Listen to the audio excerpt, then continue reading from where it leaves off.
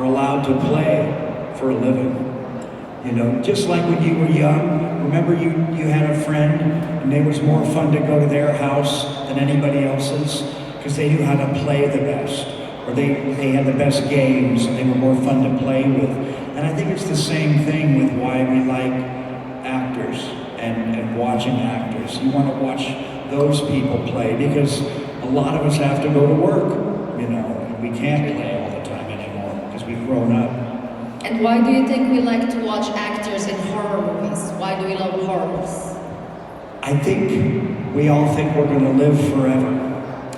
And I think when we sit in the dark, in a movie theater or here, I think that there's that thing happens when you see life and death, that existential threat in a horror movie, but it's slightly exaggerated, even a thriller, unless it's, you know, bogged down in realism, serial killer project.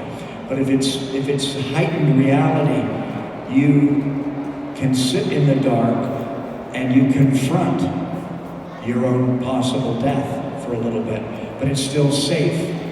It's safe, so you are engaged and you're having that catharsis and you can deal with your own mortality a little bit. And it's probably the place we do that, one of the few places we do that anymore.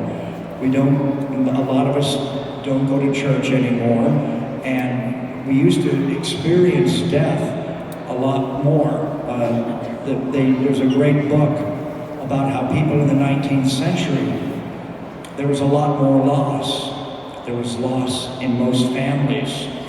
There were people who had been terribly wounded in the American Civil War, wars in Europe, and you would see them on the streets after World War I, people that were victims of mustard gas. And now that we're living in these times of all kinds of vitamins and great medical achievement, we don't think about that as much. And when you go to the horror movie, you're sort of forced to confront that possible mortality. Does that make sense?